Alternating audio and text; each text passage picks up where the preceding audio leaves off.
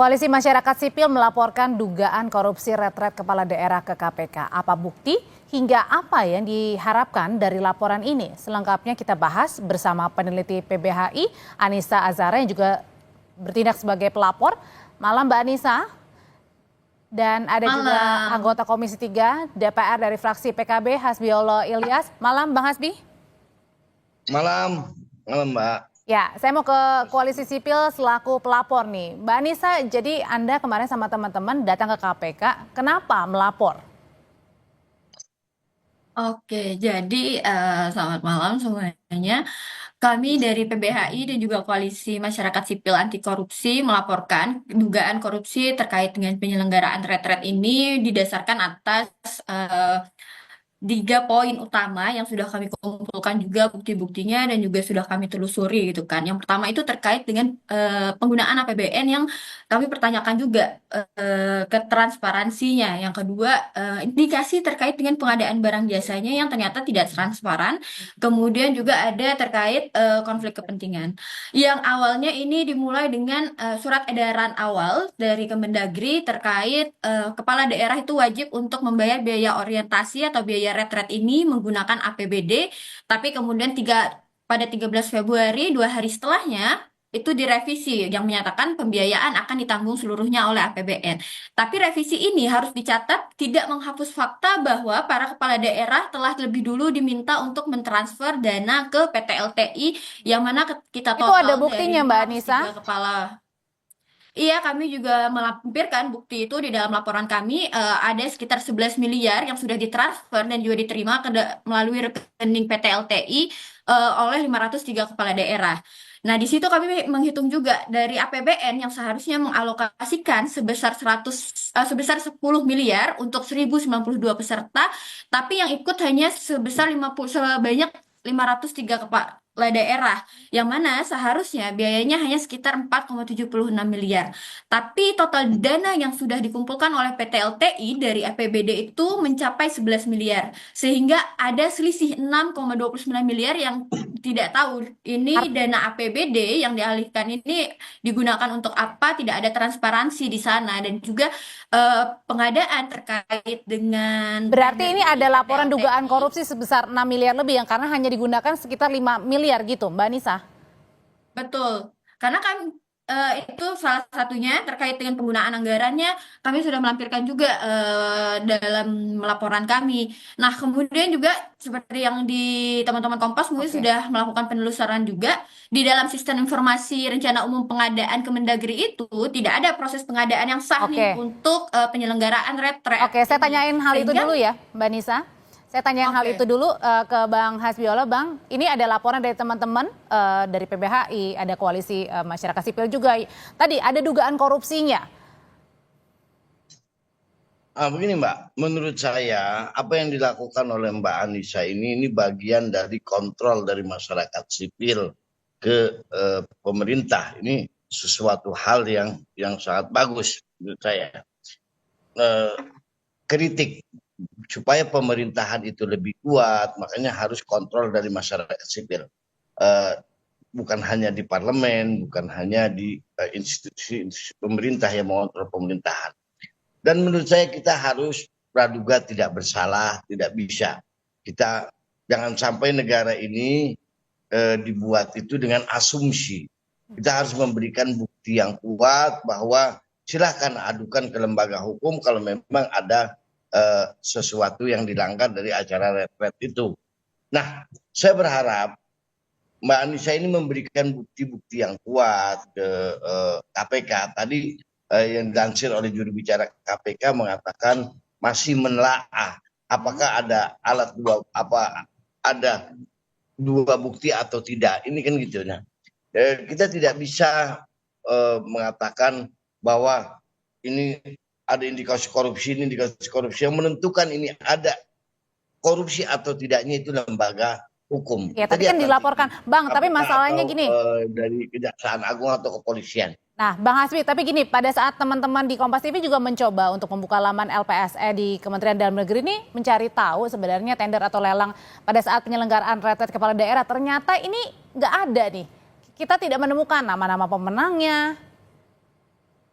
tendernya? Oh begini Mbak, kalau soal tender ini hampir seluruhnya di pemerintah daerah walaupun pemerintah pusat itu ada yang penunjukan langsung atau melalui lelang. Kita harus lihat dulu.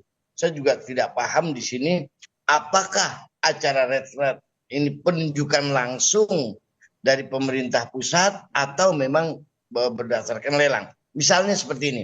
Misalnya di daerah di provinsi DKI Jakarta atau di daerah-daerah lain. Salah satu contoh di provinsi DKI Jakarta ini tender yang 200 juta misalnya atau 100 juta itu bisa penunjukan langsung. Ini kan tapi di atas, Mungkin. Bang. Nah, ini saya kasih contoh-contoh di DKI Jakarta ya. Kalau di nasional ini berapa gitu? Yang bisa memang penunjukan langsung atau skala di sini memang darurat untuk apa? Untuk pelatihan kepada kepala-kepala daerah yang memang harus digembleng supaya lebih baik nanti memimpin daerah. Oke, jadi alasannya tadi kedaruratan ya, makanya tidak ada proyek lelang maupun juga kemudian penunjukan langsung. Kita lihat Mbak. ini apakah kita lihat ya, saya juga kurang mengerti atau memang ini darurat atau alasan memang ini penunjukan langsung. Kan ada memang yang proyek itu penunjukan langsung. Bang Hasbi dari Mensesnek sendiri bilangnya kalau ini ada proses lelang nih, melalui proses lelang. Kalau memang proses lelang harus dijalani proses lelang, kita lihat ada tidak indikasi korupsinya yang dilakukan di acara ini kan harus benar-benar dibuktikan. Seperti itu Mbak. Oke. Karena ini saya mendukung apa yang disampaikan oleh sahabat kita ini siapa namanya Dahra ini bahwa Anita kontrol dari masyarakat sipil ke pemerintah supaya pemerintah yang bersih. Mbak Anissa, tadi tanggapannya kalau dari Pak Wamendagri bilang silakan saja kalau mau diperiksa di audit begitu, yang jelas ya kita transparan kok. Iya, karena kami juga memahami ya kalau kita ngomongin bahwa setiap proses hukum itu ada yang namanya asas praduga tak bersalah. Tapi karena itu kami juga mendorong laporan terkait dugaan tindak pidana korupsi ini kami laporkan ke KPK.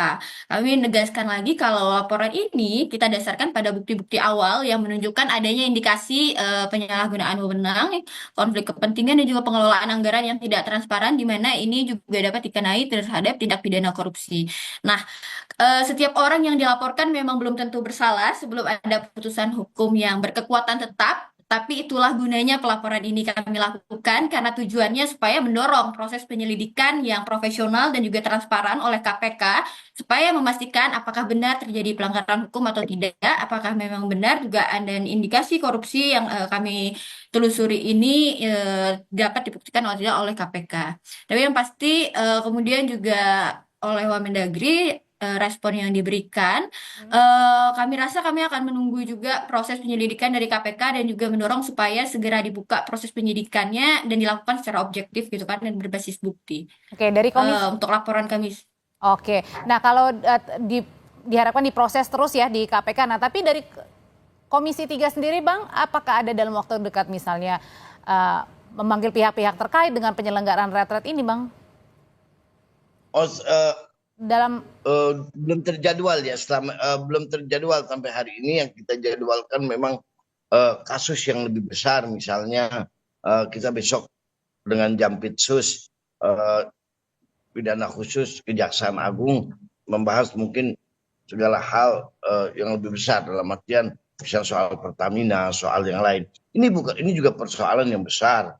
Kita korupsi itu dalam artian kita harus bersihkan dari segala lini.